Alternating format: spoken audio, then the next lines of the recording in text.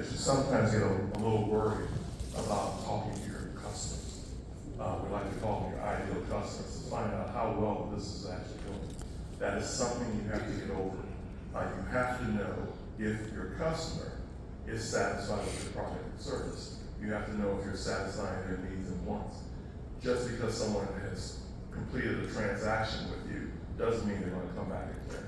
So you do need to talk to your customers to find out if they're satisfied with what you're producing, how you're interacting with them, and also if you are still addressing their current needs. And that's all great advice. And being a banker, what I heard was they use their advisors, right? They sought out advice, even when they weren't doing well, when they were doing well. And if you kind of listen to their remarks, their advisors changed based on where they were in their life cycle of their business. So that's what really impressed me. They had the foresight and even the courage to admit when they didn't quite use their advisors the way they thought they should have used their advisors. But in the end, they got there and they learned and they grew. Yeah, and let's stay there a little bit and talk about growing and scaling. And so all of you all have different lenses on advice that you give or just things that business owners should think about when they're trying to make the move to the next step. So talk to us about some advice or things that businesses should be prepared when they're looking to scale up their business.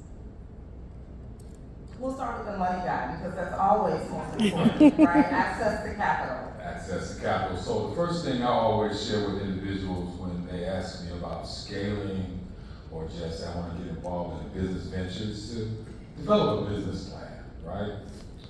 So the best business planning template I've ever had, because I had to write a business plan when I got my MBA. That was the only reason I went to Keller Graduate School, because they taught you how to write a business plan. Because I'm the businessman my dad could be, because he was born in Mississippi in 1926, right? So that was really a passion for me. So develop a business plan. The business plan will help you put your thoughts on paper. The financial section of your business plan doesn't always resonate with bankers because we're working capital lenders. So if you're doing a business plan, work with folks like SECC, QCDC, Bruce Montgomery. They're all in the room. Sync them out. But most importantly, when you do your financial piece, ask them to do a loan proposal portion for you, right? That's a pullout and a subset of your numbers, because it'll make it easier for you when you come to talk to me to get the money that you need. What was that again?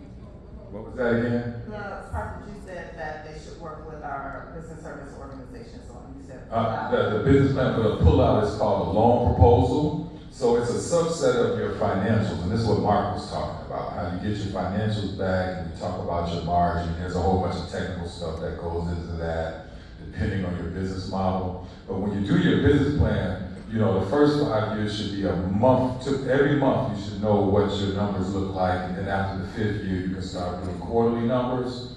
But that doesn't necessarily tell you what your working capital is, based on whether you have equipment, whether you're delivering a service. So you really need to understand how your working capital cycle works, right? And that's something that they don't typically teach you when you're getting a business plan. Right, so whether you're going to Women Business Development Center, SECC, Polsky Center, make sure that there's someone there that can help you understand how to write a loan proposal. Right, if you don't know how to do it, I got it written down. Okay, because again, I'm a businessman, my dad couldn't be. Right, so I'll be more than happy to share with you anyway that business plan template. I'll make sure I get it to the folks here, so that way it's easy for you to get it, and then you can get some good advice and have a visual. So when you come to talk to your advisor, you'll kind of have an idea of what you should be asking, right? Because a lot of times we don't use advisors because we don't feel comfortable asking the question, because we don't want to feel vulnerable that we don't know. Get over that quickly.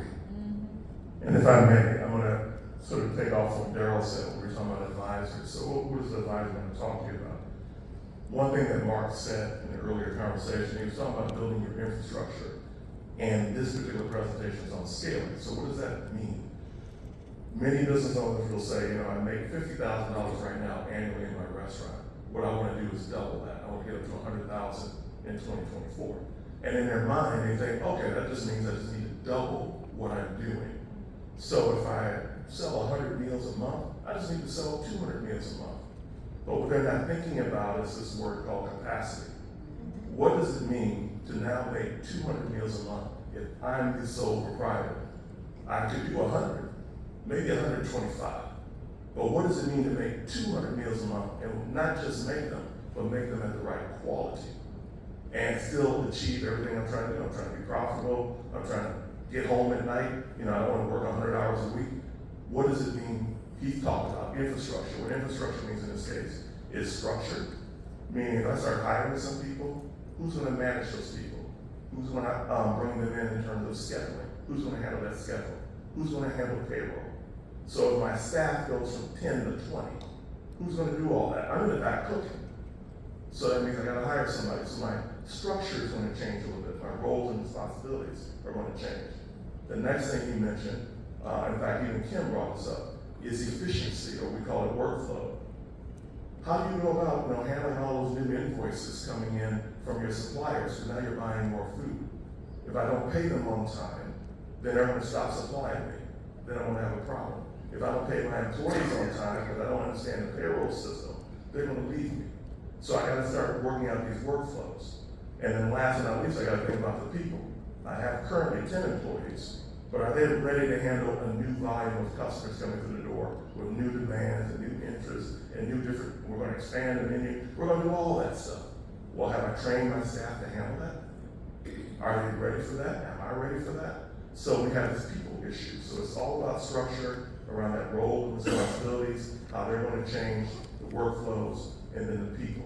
I got to think about all of that. That's what we meant by infrastructure, especially when you're thinking about scaling, because everything will change when you change that footprint. And just to double click on that, when you are starting your business, that's a different phase than growing your business versus scaling your business. And just what they were talking about regarding the definition of it. So when you're growing your business, you're basically investing in resources, call it capacity or equipment or whatever, and then your business is going to grow, or your revenue is going to grow as a result of that. But when you're scaling your business, you're looking to see how can I leverage everything that I already have, all of my investments, my expenses, and grow from there. So you're not necessarily investing in those expenses anymore, you're just seeing how to optimize it. So one of the things I like to emphasize with this process is what got you there won't necessarily get you there. Right? So what you did to start your business and grow your business is a different mindset than scaling. So leveraging these advisors or even your team, that's a huge part of this, because a lot of the business owners we work with, you tend to be solopreneurs in the early stages, right? You're making things in your kitchen, you're maybe leveraging contractors here and there, but once you get to scaling, it's not about you. It's about your team, because now you have to learn how to delegate and how to manage. And oftentimes when we're thinking about our business, we're thinking about operations and financials, and all of that is great, but do you have the leadership quality in order to, build that team, retain them, develop them, and that's a really big part of the scaling process. I appreciate that, thank you guys. And so I heard Dr. Calorie talk a little bit about scaling is more than doubling your revenue. So there's some common misconceptions around what scaling is. Can you guys talk a little bit about what those misconceptions are and how we address them? Well, the one misconception is just the number itself. So you say, I want to grow to $1 million. It's not just $1 million. You're trying to support that $1 million with a company underneath that. So one thing I tell individuals, let's say I'm selling toys, and they say, well, I want to grow my sales up to $1 million. I'm currently at 500,000. Well, how many toys does that mean? I mean, how many toys do I have to produce in order to increase my sales by another 500,000? And that's getting to a little bit of what Kim was talking about. I may need to go out here and create a manufacturing company to do that. Because before, I was doing that in my house. Myself, my neighbors, my brothers, my sisters, we were putting these toys together by hand. But now I want to double, triple my revenues, and that may mean 1,000 toys more than what I was doing before. So do I need to go out and do contract manufacturing? Does that mean I have to build a manufacturing plant? I'm a school teacher, I don't know anything about manufacturing. Right? I made these toys that I wanted to help children. I found out children like toys, and they learned about them toys. That's why I did it. Well, that's great, but now you want to go to $1 million, which means you got to create a business underneath that million, and that's where the challenge is. And I think you bring up a good point, right? Like, you may be good in a specific aspect of your business, and once you reach a certain point, you want to go to the next level. How do you tap into advisors? Can you guys talk a little bit about some of the resources and services you provide to help businesses that are looking to scale? Well, I know the 37 Oaks, what we do is we really educate and prepare businesses for growth, either online or offline. And the way we look at that is that it's really a trade, right? So if you're a dentist or you want to become a dentist, you're going to go to dental school. If you want to become an electrician, you go to electrician school. So where do you go if you're trying to grow your product-based business, either online or offline? And because of that trade or that language that's associated with it, it's important to have people that understand that trade and that language. So oftentimes what we're doing is we're connecting those business owners with those industry experts that know that language, because having an advisor maybe in another field doesn't mean that they won't be impactful, but you need someone who really learns how to speak that language. So a lot of what we're doing is, in addition to the courses, is also offering the coaching and all the other support services around that as well, because again, it is a language specifically for product-based businesses. So those advisors that you need in this industry is absolutely critical. So, my response to that is just have a conversation with your banker, right? You got to go in and talk to us around, this is my idea. Because everything that's mentioned, all these questions we just had, who you gonna hire, how long does it take you to do it, how you handling payroll, that all shows up in your working capital equation, right? It's on those financials that Mark and Kim talked about you have to have, and the banker's gonna pull it out. We have formulas that we look at, and we put math problems to your conversation that you have with us. So I'm probably your best source of information when it comes to the things you should be considering, right? So this is, Loyola Center for Family Business will tell you that the number one advisor you need is gonna be your attorney, because you gotta get set up, then it's gonna be your accountant, then it's gonna be your banker. Okay, so once you get all your legal entities set up, and you got your QuickBooks or whatever it is, now it's time to come talk to the working capital guys, right? And you wanna have a conversation with us before you need the money. Because we're gonna help you understand, do you get the money from your vendor, right? Do you get the money from some other certified, community development financial institution, right? Who typically gives you, some type of cheaper capital, like Mark said. He went to the SBA, he was shocked. Now typically the SBA will go through banks, but they have different terms. So you wanna talk to me about the different types of ways to finance it, and what do I think, and how does that translate? When you tell me you're gonna add employees, first thing I think about is, oh my goodness, expense. So they tell you, the first thing they tell you in credit class, if somebody says they want to increase their sales, that's a drain on cash. Okay, so if you don't know anything about banking, understand the 7 cash drivers, right? So if you have receivables that are outstanding that don't get paid, that's a drain on cash. If you have payables that you were able to stretch out to 150 days, just like the city might do, or the state, or the county, then you're actually... Well, no. I'm putting the plug in for the banker. But no, I'm talking the realities of how your cash flow works, right? So, but my point is if you can push out your payables, you're actually keeping cash, right?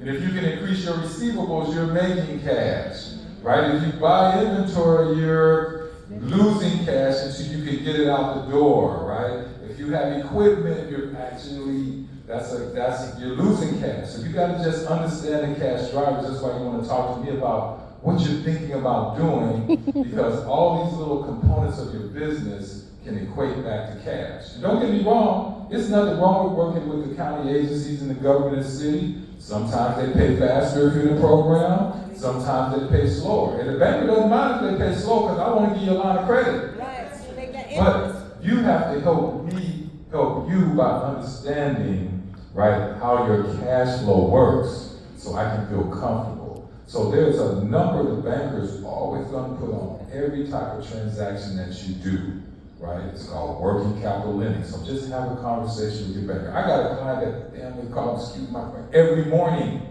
I'm on my treadmill, he calls every morning just to check in, right? He hires somebody to do his invoices for him, right? We always try to give credit. He's got vendor credit. And he'll just call and pick my brain about, hey, what do you think about this? So pick up the phone. If you don't have a banker, SECC, QCDC, Women Business Development Center, they all provide free resources for you. Take advantage of it. They are very good at helping you understand how to talk to your banker. Okay, wait. That's my customer. Is that the one that calls you every morning? That's 6 o'clock. He called me this morning. Okay. So I want to say something else to Daryl. Daryl gave you 3 advisors. He said attorney, accountant, and your banker. Now, we're going to talk about something here. 37 of us will appreciate this. What about your business coach? So that's what I did. So the thing is, before you go see your banker, think about your banker as your first date, right? So I'm going to come to my first date, I'm going to ask them for something. I'm going to ask them for $100,000. Banker's not going to give me $100,000 unless they ask me a couple of questions. Find out about me. Get to know my background, right? If I walk into my banker and the banker says, okay, tell me if you're profitable, I go, yeah, I'm profitable. And they look at my financial statements and it's negative, then I'm not profitable. Well, why are my financial statements negative? Well, because my accountant told me that it's better for me to show losses, so when I give my statements to the IRS, I get a tax return. Because that's what I used to do when I was working for such and such. I always try to get a tax return. Well, when you're running a business, number one outcome that the banker is looking for is that you're profitable. That means the number is positive on your income statement, which means you do have to pay Caesar what is due Caesar on occasion. Okay? What is the coach going to do? The coach is going to come in and say, you know what, let's sit down for a minute. Let's talk about what you're trying to do. Okay, you want to grow your business in this way. What have you done in the past? What are you trying to do now? But before we even get there, we're going to say, well, let's take a look at your financials. And if you tell me on that first meeting, well, I can't tell you much about it because I don't even look at it. No. We're already in the wrong place. We're in the wrong place. I'll say it again. We're in the wrong place. Been doing this for about 12 years, and I'm sure Karen agreed with me. 70%, that's a high number, of business owners will tell me that they have not looked at their financials because they give it to the accountant, and the accountant gives it to the IRS, and they cannot tell me, one, if they're profitable and why.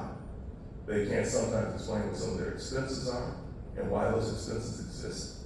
And in some cases, there's expenses on their income statements that should not belong for the business they are in, and they don't even know it's there. Yep. And when you give it to the banker, Daryl's smiling at you right now. But when you sit across that table, you won't get that smile, you get that look like, have you looked at these? No. And Daryl will be nice. Well, when I was had on my banker's hat, your paper will go from my hand to the garbage can. But you won't see me do it, I'll do it after you leave the room. Because the numbers make no sense. And you couldn't explain it to me. So your coach or a business coach will be your fourth advisor. They help you sit down and sort of prepare for that first date so that you have a better relationship with the banker, you have a better relationship with looking toward your future for your business. Help you think about your outcomes, what you're trying to achieve, and help you think through how you may want to achieve. Great feedback. Thank you, David. And shout out really quick to the business service organizations that are here. Of course, SECC that has put this amazing symposium together. Diane and the amazing staff at the organization, kudos for allowing this platform and this space for us to be able to have these conversations and for people to make the connections. And also, I think Robert McFarland is here from QCDC for amazing resources in this space, in addition to the 3 that you need, certainly business service organizations that are able to provide support as well. So let's switch topics. Let's talk about the changing marketplace. Post-pandemic, people live, work, play, consumers move differently. How they shop is different. Talk to us about the next 5 years of challenges or opportunities that you guys see for local business owners given this changing marketplace. Well, for business owners that are in the, I call it the product-based realm, I've been in the commerce industry or the retail industry for close to 20 years now, maybe a little bit more, but for a while. And now is a very interesting time because although we kind of have COVID, the pandemic kind of, I'll say, under control or managed, customers are still kind of calibrating off of the changes that they had during that time frame.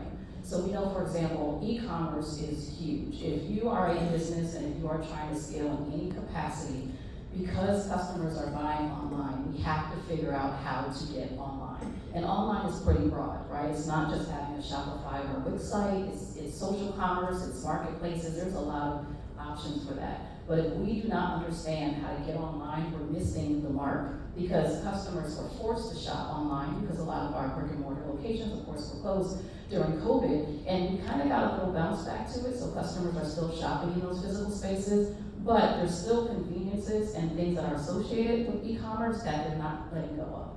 So even if you're a service-based business, you have to figure out how to get online. That's like one of the biggest things, especially if you're trying to grow. One of the benefits of it is that online gives you access to customers that you can't see and touch on a daily basis, right? So if you're used to starting off of pop-up markets or selling at local events, that's awesome and that's a good starting point. But if you're trying to grow, you need to reach people in California, in Mexico, in Ghana, wherever the case is, and that's where e-commerce is going to go. So I think that that's a really, really big part of it. And then also for small businesses, if you're looking at storefronts, this is also a good way to connect with customers because there's still a majority of customers that are shopping in physical locations, so that's statistics around it.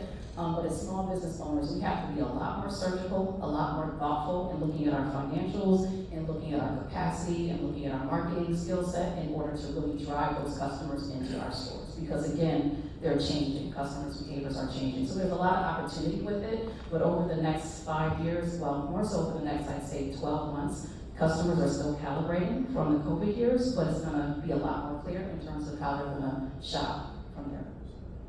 I would say we're looking at the changes. I want to think about just two business functions. One is operations, the other one is marketing.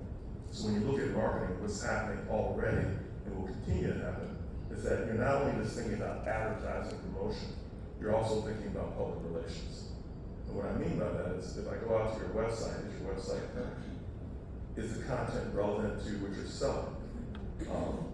Also from a public relations standpoint, I may have to get on a stage like this and promote my business. Where before, I just wanted to sit in the back. I know I'm nervous, I'm scared, I don't like talking to people. But today, that's required. Why?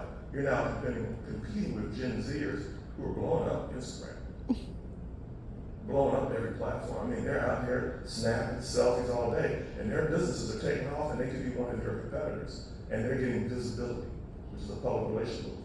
And you're sitting back going, hey, I forgot my customers, I'm feeling pretty good about them. They're loyal to you, but they may leave you in a minute because that Gen Zer is showing a better image than you are, or they look hungrier than you do. So from a marketing standpoint, you're going to have to learn how to do that PR, learn how to write that copy so you can get it out there on the internet so it tells people about your business. From an operations standpoint, you gotta be a little tech savvy. I gotta be able to track my sales. Do I use Salesforce? Do I use HubSpot? Do I even know what those are? Well, CRM systems, what does that mean? I may have to start to build up my computer game. Payroll, automated payroll systems. Do I need to use that as I add employees? We heard one business had 900. Maybe you're going to get up to 40 or 50. You don't want to go to an automated payroll system. If you don't know about them, you need to start researching them now so you're ready to implement those and put them into your business. So becoming more tech savvy, I think is important, and also learning to be a little bit more capable of doing the public relations piece around marketing. I definitely agree with that. You definitely want to use your tech as best you can. Find those technologies that integrate with your financial statements so that you can get that quick daily snapshot. You can get it to your accountant, right? You can look at it yourself. You can give it to your business coach, right? Because then your business coach can help you look at it and prepare you for the conversation with me. Now, the one thing that I'm going to be asking about when I come in, I'm going to ask about the customers. And I'm going to ask how you get your customers, right? So you got to know all about what's going on in social media. Because when you tell me about your business, the first thing I'm doing, I'm going to the internet trying to find you. right? So not only is it about your business, it's about what's on the internet about you. Do you have a LinkedIn profile? I'm looking at all of that, right? Because the first thing bankers have to know is we have to know your customer, right? So if you tell me that you're trying to grow your business, and I understand what's been going on with COVID, and Walmart's closing stores so that they can be on the internet, right? I'm a banker, I know that, right? So that means, what does that mean for you when the largest retailer in the country is getting away from brick and mortar? I mean, they still gotta have them, they kind of use them as warehouses, but they still want you to order and come in and pick it up. Or they want you to order and come in and they'll ship it to you. So that means you should probably be doing that same thing as much as you can, right? Instead of just letting me roll in, I'm from Gary, y'all, so I'm going to the good corner. Instead of me just rolling into the good corner, waiting on my shrimp order, it's probably better to be able to have a site that I can place my order, and when I get there, I can just get it and go. Because what we heard is people are impatient now.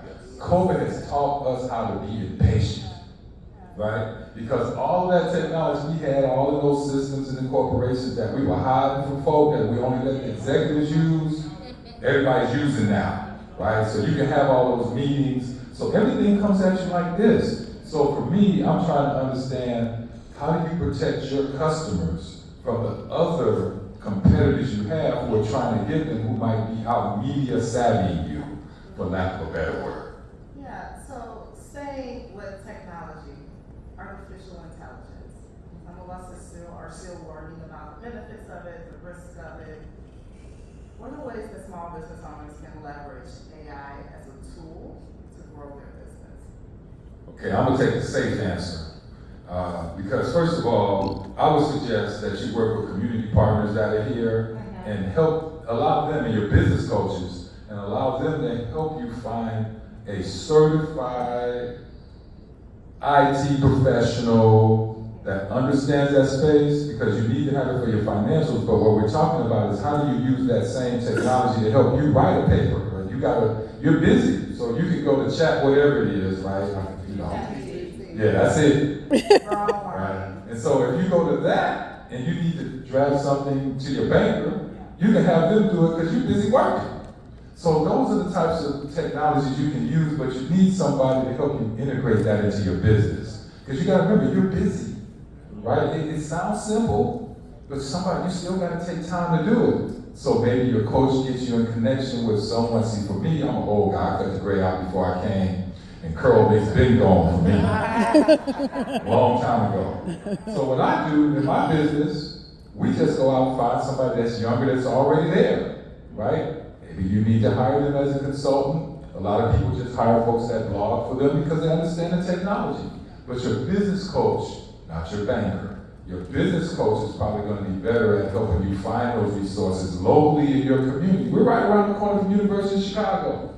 We got UIC, we got all these universities. How do we leverage that? Who has a practicum internship at their university that you could write a project plan for using your business coach to get access to someone who will develop that for you for your business, right?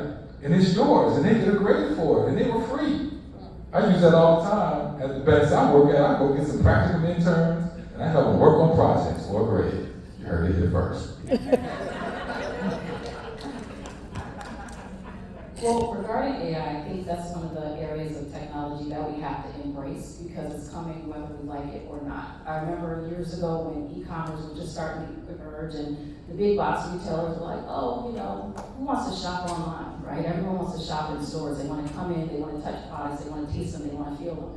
Look at where we are now, right? So this is one of those things that I like, because AI is a technology that's attainable for small businesses, especially if you have a product business or retail location. Some technology out there is just not attainable for us. It's expensive, it's maybe complex. A lot of the big guys use them, but we don't have the IT departments and all this other stuff. But this is at our fingertips. And it's one of those things where the big brands are going to use it. And even though we are smaller or emerging brands, we're still competing with the big brands, especially if they have products in our category. So we have to learn how to embrace it. And it's however we want to start, right? We don't have to jump in and be tech experts. We can just use it at a small level. And when it comes to AI for especially product businesses, you could use this to write product descriptions. You could use this to set your meeting agendas, to get market analysis, stuff that would take you a long time to do. As I think Daryl said, that we don't have a lot of time. So why not use this to help us be more efficient, optimize everything, so we can focus on things that AI can't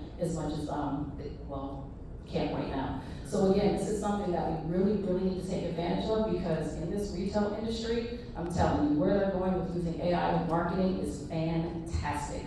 Like, when it comes to reaching customers in ways that we didn't know that we could reach them, and giving them curated options and product to buy on a very detailed level, like, this is some major stuff. So again, sometimes it can be intimidating, but we have to embrace it because that's where the market's going. I will just say this, how many of you were surprised that AI is here? It's already been here. How many of you are surprised that AI is here? So a couple hands are going up. And so then the question is why? Because we've had indications that AI was coming if you just happen to be a Terminator fan. The movie. That was 1990. That's AI. And so the reason why I bring this up is that when I was working in the bank, and this don't date me a little bit, this is in the late 80s. I would come into the bank, this First National Bank of Chicago. I would come into the bank every morning, and there would be a stack of papers for all the bankers to pick up. And literally, there would be somebody coming in at 6 o'clock in the morning, 7 o'clock in the morning, scanning all the newspapers, looking for articles about different trends, industry, news, somebody going into bankruptcy. They make copies of this for every banker to have first thing in the morning when we're sitting out drinking our coffee. The CEO required that because that was the only way they could keep up with the trends. They could keep up with what's happening across the industry. So then when a customer comes in and they're representing the, metal industry, they already read about it. They read it that morning. Where am I going with this? That's all AI is doing. It goes out and does a survey for you so you can collect information.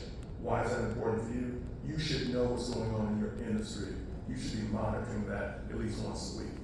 If you took the time and bought newspapers every day, you probably spent a couple $100. ChatGPT just eliminated that cost. Yep. It can go out and do the research for you, print it up for you, and now you can learn about your industry, keep track of trends. You can find out there's a new competitor coming into your local marketplace long before they even open up shop. Then you can prepare to challenge them. You can be prepared to find out what your customers are now asking for because you're reading the trend data. So chat literally is an equity play. It allows you now research, collect data without paying the top dollar that we used to pay in the 80s and 90s, where I had to pay a marketing company. Now I can have it right at my doorstep, right on my computer, right on my phone, instantaneously. So it can help you become better at looking at your marketplace and being more informed. Yeah, and you bring up a good point in terms of market trends. Right now, capital markets are constrained. It's challenging being able to get debt as well as equity. For some of our businesses that are currently looking for ways to access capital, what type of recommendations or thoughts you guys have for those that are in that space right now? So I'll try to, so in my line of work, we not only lend to you all, we provide capital to community development financial institutions. One of them is our sponsor here, Kim Jones, raise your hand. They typically, we heard about allies earlier, that's Axiom.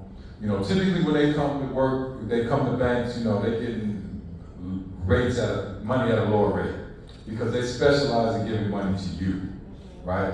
Sometimes, this is the only thing I learned being a banker. Banks can't be all things to all people, right? And there are certain lenders that work with certain industries, and your job is to figure out which bank works well with your industry, right? Because that's just the way banking works. But then there are also other financial partners that we work with that we count on being in the space, because when you come to me because my infrastructure is a certain way, we stress testing deals right now, 8%. Interest rates are not 8%. But the way bankers think about it, we're in a rising interest rate environment. And right now, economists are saying, yeah, they're going to go down late 2024. Not in the banker land, because we don't know. We're thinking now, we're 3 years out. We're still projecting that they're going to be going because we have to be conservative, right? We got to give Kenya back her money that she put into her savings account, right? So we can't afford any defaults. So the way we mitigate defaults is when you come in with your request and your model says, oh, yeah, I think I can pay back some at 6%, I'm modeling at an 8. So that means that you gotta get better at understanding where you need to go get the source of capital, right? Because of how they model. Now that's kind of really industry specific, a lot of specific and detailed information, but I'm here to tell you the truth. That's how it's working. So you might have to go to Allies, right? You might have to go to Self-Help. You might have to go to CCLF, right? You might have to go to IFF, right? They are great sources of getting your capital because they specialize in working with you. That is their charter, right? They are chartered by the CDFI Institute to do that type of lending. And they're getting, all this money we heard about that just happened after, unfortunately, George Floyd was killed, that's real. And they're, right now, you need to be seeking them out because they're getting that money, right? And they're getting, that's low cost, free capital. That means they can give it to you at a rate lower than I can give it to you, right? So spend some time, like QCDC, Southeast, they all know about these places. So, work with them as well, not to come talk to your banker, have a conversation, don't avoid me, because I want to be realistic with you to say, maybe you shouldn't be seeing me. Here's a great source of what you're trying to do, and they have a specific allocation just for your industry. Because now this is where you got to get a city Symposium in Kenya.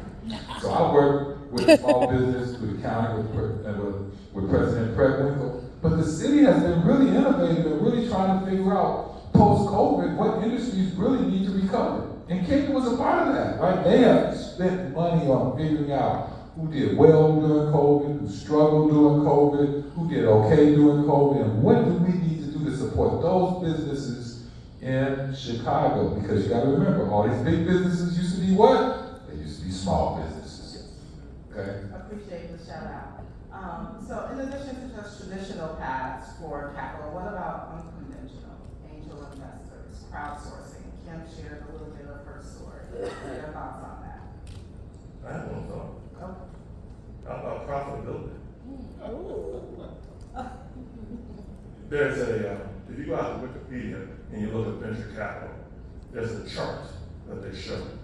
And it shows pre-revenue and it shows mature business. And when you look at the mature business side, you heard about them today. They're out here doing funding, venture capital funding. They're going for seed money. They're going $1 million seed, $5 million seed. Mature business. The pre-revenue side is essentially saying, I'm either a startup or I'm a small business emerging. I'm trying to grow. In most cases, I think we heard it takes about 3 years before the bank believes you're legitimate. And legitimate means that you have stable customers, you have revenue that seem to be stable or growing, you have good control of your expenses, and oh, by the way, you have a positive margin, profitability. The number one funding source for a business, which is small, is profitability, because the definition of profit is reinvestable funds that belong to the owner, not to be necessarily paying for your personal Tesla. It should be reinvested into the business, especially if you're just getting started, so that you can grow it, stabilize it, and then you can get to the point of being a mature business, and you can go, as you mentioned earlier, you have enough cash flow to go for the big one, the $1 million seed money. But you gotta look at profitability as your number one funding source when you are a startup moving to emerging. What does that mean, emerging?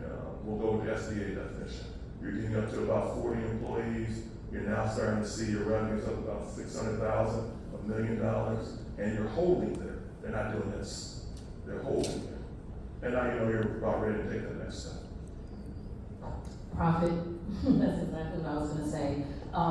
Businesses run off of profit and not sales, and that's what I think Mark had mentioned in the last panel, but ultimately that's one of, I think, the best ways to grow your business, especially in the early stages. But in addition to that, I wanna throw out pitch competitions. I have had some businesses really fund their businesses off of pitch competitions. Typically what you're doing is you're getting a presentation together, you're thinking about all the elements of your business, you're pitching it in front of a panel, and oftentimes there's some sort of cash prize with that. And once you do the first few of them, now you kind of know what you're talking about, right? So you can do the next ones a little bit easier. But I also throw that out there because that's definitely a good way to fund your business too. Thank you for that. So lots of sharing this morning. One final question if you guys have time. What inspiration could you offer folks here about the pathway towards growth?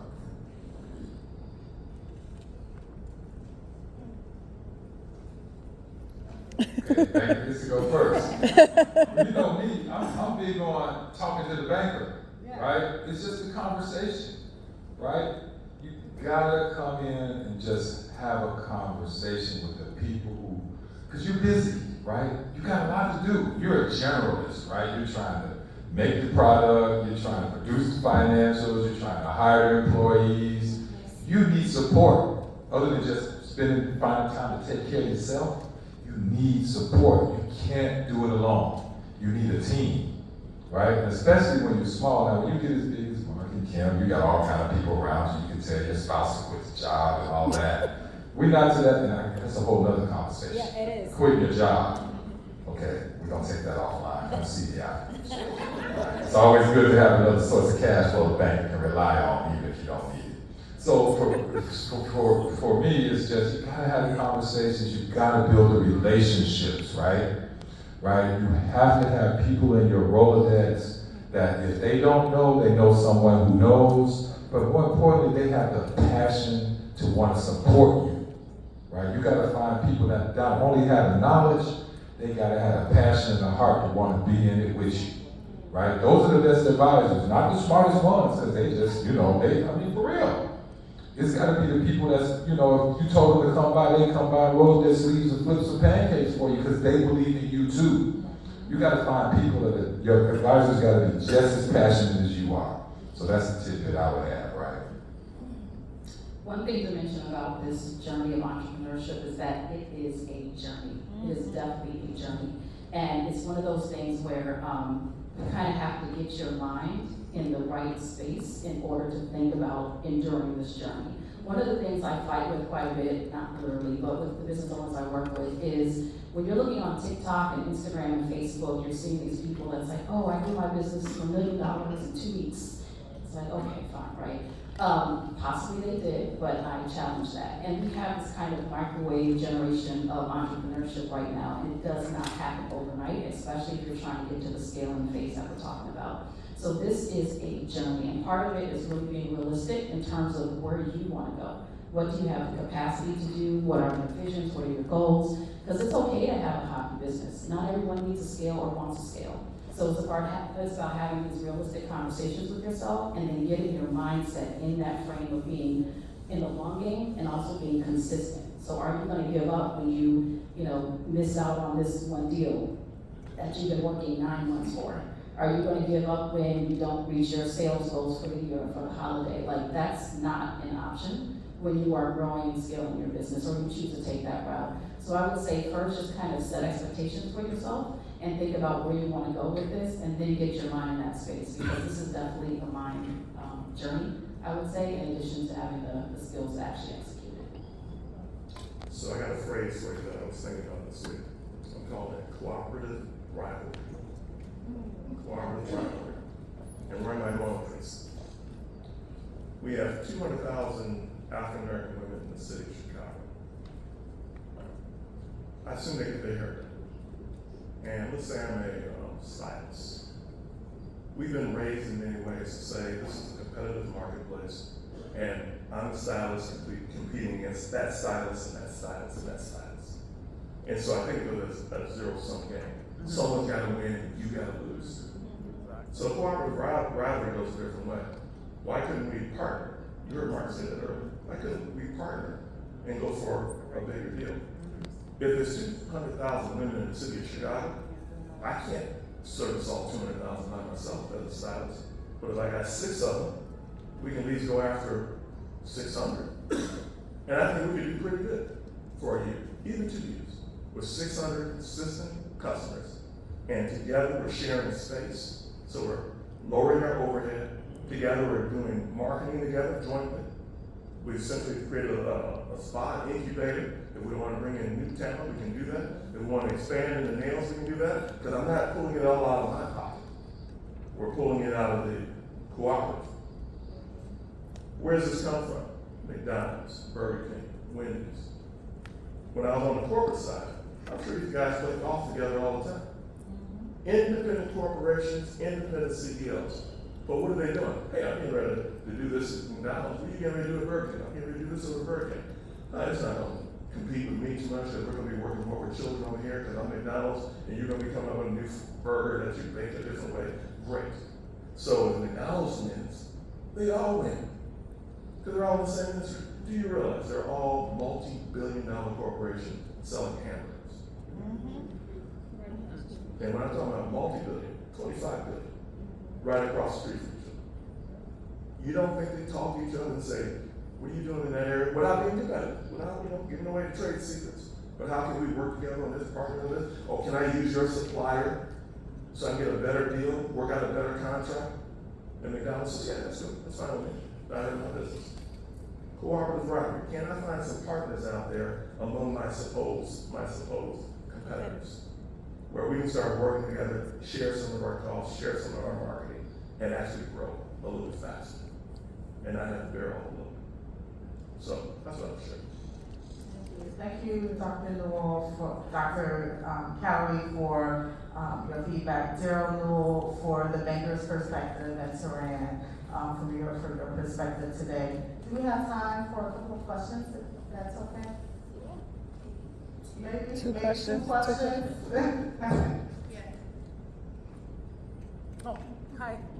First of all, thank you guys. That was wonderful. I really appreciated it. My name is Sharon Cumberbatch, and my company is McFarland Marketing. I do digital marketing, so I really appreciated the conversations you guys had about marketing and all of that. I would like you to share what is the one thing you've seen from one of the folks that you've dealt with that you most admired that they did as a small business? Resilience. As I mentioned, this is a journey, and sometimes we can forecast where things are going to go or what's going to happen, but sometimes we can't. When COVID hit, 90% of the businesses I worked with were paralyzed during that time because they were like, what is this? Everyone was like, what is this? But just businesses that I have seen consistently pivot, as Kim was talking about in the last panel, and just being resilient, because again, this is a long-term journey, so we can't be distracted or discouraged when something happens. We really have to get that inspiration from our toenails, our soul has to come up in order to really push people forward. And I think the businesses that I've seen that have actually grown and scaled into larger accounts have had that. Now we're going with persistence, so I'll give you a different word. Purpose. Why are you trying to do this? And so we call it exit strategy in the business plan. Now, am I doing it for the family? Do I want this to be a legacy business? Do I just want to be rich? And you can run a business that way too. Do I just want to cash out at 35? What is the purpose? Because that purpose will keep you moving forward when you get those bad days. Or the question I think someone asked earlier, when do you know when to sell? Well, if I'm tracking my numbers well, I can start to see when my sales start to decline very early on. And I can also anticipate that they're not going to improve. Well, let me get out where I can, versus waiting until I get to the end. No more money's coming in, and I shut down the door with losses. So, having a purpose. Why am I in the business? What am I trying to achieve? Is it for the family? Is it for me? What do I want to get out of this experience? And finally, I'm a football guy. Everybody talks about pivoting. It's about making adjustments, because we all gonna have a strategy, right? What you heard from the previous discussion is they were always making adjustments, and they were probably making adjustments because they didn't win all the time. Sometimes they lost, and they learned, right? So when you play football, it's called confidence plus effort equals development. It's called efficacy, right? So we just heard about business efficacy, being resilient, right? That's what we're talking about right here. You need that efficacy, right? And you gotta want to go get it. You gotta be providing a service or a product that feels a need. Because if you come to the bank and you say, I'm opening this business because I want to make a bunch of money, you're not going to get it. If you tell me that there's a specific need out there in the community or something that you're trying to solve, and you're trying to solve it because I had a problem with my family, and this is the only reason I'm up here is because I'm literally the businessman my daddy couldn't be. I remember going around trying to buy apartment buildings. He was a school teacher. I remember going around, he was selling this stuff called Best Line. I remember we had to knock down the garage ourselves and we built it up by hand. We went and got Uncle Fred to build an addition on the house. So I'm doing this because I remember what he went through and all his people who couldn't get credit, right? I just happened to become a banker. So make adjustments, learn from your mistakes, don't be embarrassed about your mistakes because your resilience is going to take you to the next level. If you watch the best football players, they know how to get knocked on their feet and get up and still think they can eat, right? We saw Coach Prime last night. He just lost in overtime by 3, but I guarantee you next week he's going to be ready. And that's what we talk about. Thanks for the football analogy. You know, it's Saturday. It's Saturday morning. Also, we get to watch college football. One last question. Hi, my name is DC, owner of DC Mad Hatter. Been in business for 27 years. Started my company at Navy Pier, the #1 tourist attraction in the Midwest. And want to give a shameless shout out to the panel for being such a great panel and providing all of this great information. And Dean Newell became my banker 20 years ago when he helped me join the 100 Black Men, where we give scholarships to students in Chicago. And after we leave here, we have to go to the 100 Black Men College Expo. But as a business person, being in business for 27 years, these are the people in a panel that I use to prepare my business. And some of my clientele is the DeSable Museum, the Obama Library, Lakeside Alliance, ComEd, construction companies. And by having all of these panelists here, and the city of Chicago, and the governor, and the lieutenant governor, it allows you to stabilize your company and have the foundation where you can have the launch pad to grow and expand and use that information. So all of this stuff is free. You just have to seek out the right people and ask the right questions and be consistent. And thank you. Thank you so much, I appreciate that. And another, have Yeah, another just comment, really Dr. quick, just to leverage that, several people have already said it. SCCC, QCBC, Polsey Center. We have some great resources here in the Hyde Park area. Take advantage of it, 37 notes, where you can, I hate to use the word education, people say, well, I'm not going to school. But we have some great programs where we can educate you, that we can help prepare you to move forward in your business by helping you apply some of these techniques. So take advantage of these organizations because guess what? It's free. And people think free is cheap or free is not a good program. That's not the case. They're really well-run programs, really solid information. Take advantage of that. Great, and Diane is waiting in the wings to give us a hook, but another round of applause for our panelists. For sharing all their knowledge, and thank you to Diane and the SCC team for hosting today.